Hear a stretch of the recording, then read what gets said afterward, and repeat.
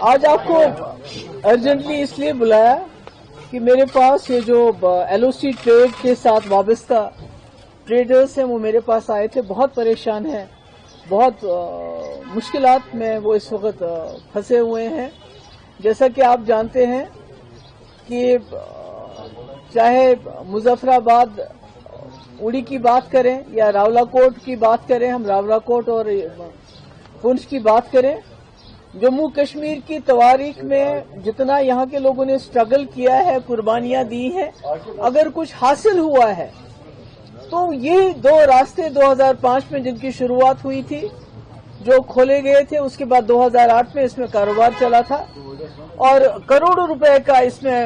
کاروبار ہوا اور اس میں سینکڑوں کی تعداد میں لوگ جو ہیں ان کو روزگار ملا، اس کے ساتھ جڑ گئے۔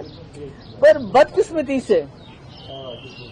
2019 کے بعد یہ اچانک سے اس کو بند کیا گیا، ٹریڈ بھی ختم کیا گیا اور جو اس میں جب آواجابی شروع ہوئی تھی تو اس وقت خالی یہاں کے لوگوں کی خواہشات کے لیے یہ ایک بہت بڑی چیز ہی نہیں تھی، بلکہ جو ہمارے آپس میں اس کشمیر اور اس کشمیر میں ایک دوسرے کو لے کے کچھ شک و شبہات بھی ہیں وہ بھی دور ہو گئے تھے۔ مگر یہ جب سے راستہ بند ہو گیا ہے، ٹریڈ بند ہو گیا ہے، تب سے ہمارے کئی لوگ جو اس کے ساتھ وابستہ تھے وہ بے روزگار ہو گئے ہیں۔ اور اب آفت یہ ہے کہ آپ کو یاد ہوگا یہ ٹریڈ جو ہے اس میں یہ بارٹر سسٹم تھا اور اس میں جو ہے کوئی فری تھا، اٹ واز فری ٹریڈ، اس میں کوئی وہ ٹیکس کی گنجائش نہیں لگائی گئی تھی اس وقت اور بارٹر سسٹم تھا، یہاں سے ایک چیز جاتی تھی وہاں سے ایک چیز آتی تھی۔ تو اس کو اچانک سے بند کیا اور آج پچھلے کچھ عرصے سے انکم ٹیکس نے ان لوگوں کے، پہلے تو آپ کو یاد ہے کہ سینکڑوں ریٹس ڈالے گئے، ان کے اوپر چھاپے ڈالے گئے، کوئی الٹے سیدھے الزامات لگا کے،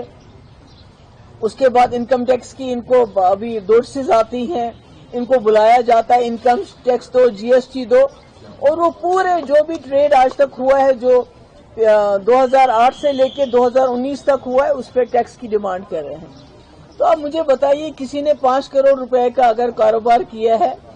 تو اس کا GST اور انکم ٹیکس کا جب حساب لگاتے ہیں تو وہ بھی 5 کروڑ بن جائے تو کہاں سے لائیں گے یہ لوگ؟ تو بڑے بے بس اور لاچار ہو کے میرے پاس آئے اور میں نے آج ہوم منسٹر کو اس لیے ایک لیٹر بھی لکھا ہے جس کی کاپی ہم آپ کو ای میل کریں گے۔ میں نے ان کو بتایا ہے کہ جموں کشمیر میں 70 سال میں سب سے بڑا کانفیڈنس بلڈنگ میجر یہ تھا جس سے جموں کشمیر کے حالات سدھر گئے، بدل گئے، اور واجپئی جی نے اس کا انیشیٹو لیا تھا اور ڈاکٹر منموہن سنگھ کے وقت میں کھلا تھا اور اس سے دونوں جموں کشمیروں کے آپس میں تعلقات بھی سدھرے تھے، حالات بھی سدھرے تھے اور ہماری اکانومی میں بھی اس کا اچھا اثر پڑا تھا۔ تو میں نے ان سے گزارش کی ہے، میں نے ہوم منسٹر امت شاہ صاحب سے گزارش کی ہے کہ وہ اس پہ نظر ثانی کریں، اس میں انٹروین کریں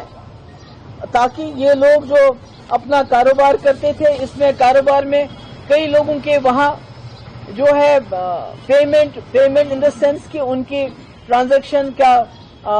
رکا ہوا ہے، وہ پیمنٹ جو بھی ملنا تھا وہ نہیں آیا، کئیوں کا یہاں پھنسا ہوا ہے مال، کئیوں کا وہاں پھنسا ہوا جس کی وجہ سے نقصان ہوا ہے۔ تو میری گزارش ہے امت شاہ جی سے کہ وہ اس میں امیڈیٹلی انٹروین کرے، کیونکہ مجھے خدشہ ہے، مجھے ڈر ہے کہ انکم ٹیکس والے جو ڈپارٹمنٹ ہے جو اس وقت لگے ہوئے ہیں یہاں پر، جس میں بدقسمتی سے ہر چیز کی جاتی ہے جموں کشمیر کے لوگوں کو فردر ڈس امپاور کرنے کے لیے، ان کو ڈسپوزس کرنے کے لیے، تو اگر یہ اس میں انٹرونشن نہیں ہوتا ہے تو خدا نہ خواستہ ان لوگوں کی پراپرٹی سیز ہو سکتی ہے، اور جو کوئی بالکل قابل قبول نہیں ہے کہ اگر ایسا اس قسم کے اقدامات ہونے سے پہلے ہوم منسٹر انٹروین نہیں کرتے ہیں تو مجھے لگتا ہے اس کے نتائج اچھے نہیں ہوں گے۔ اس میں تو یہ ریزیوم ہونا چاہیے، یہ ٹریڈ ریزیوم ہونا چاہیے، بس سروس جو ہے جہاں سے کاروبار ریزیوم ہونا چاہیے، اس میں بینکنگ یا جو کمیونیکیشن سروسز جو نہیں ہیں، تاکہ اس میں ایک ٹرانسپیرنسی آ جائے۔ اگر آپ باڈی سکینر لگاتے ہیں تو آپ کو پتا چلے گا ٹرک میں کیا آ رہا ہے کیا جا رہا ہے، بینکنگ فیسلٹیز دیں گے، کمیونیکیشن فیسلٹیز دیں گے، تو اس میں کوئی بھی گڑبڑ ہونے کا جو خطرہ ہے وہ بالکل ختم ہو جاتا ہے. تو اسی لیے میں نے آپ کو سب کو بلایا, کیونکہ یہ لوگ بہت پریشان ہیں, میرے پاس بڑی پریشانی میں آئے تھے, ان کے فیملیز ہیں, اگر خدا نہ خواستہ اسی طرح سے ان کے اوپر انکم ٹیکس کا دباؤ چلتا رہا, ان کی پراپرٹی خدا نہ خواستہ سیز ہو گئی, تو یہ لوگ کہاں جائیں گے؟ سڑکوں پہ آنا پڑے گا. تو اور سڑکوں پہ آنے سے بہت تکلیف ہوتی ہے, یہاں جو ہمارے ایڈمنسٹریشن ہے بہت تکلیف ہو, سڑکوں پہ بھی لوگوں کا آنا, پرامن جو پروٹیسٹ کرنے سے بھی وہ گھبرا جاتے ہیں. تو اس لیے میری معتبانہ گزارش ہے امت شاہ جی سے کہ وہ اس میں امیڈیٹلی انٹروین کرے تاکہ ان لوگوں کو کوئی ریلیف ملے. تھینک یو سو مچ. نمسکار, میں ہوں مانک گپتا. اگر آپ کو ہمارا یہ ویڈیو پسند آیا ہو تو اسے لائک اور شیئر ضرور کریں, اور ہاں,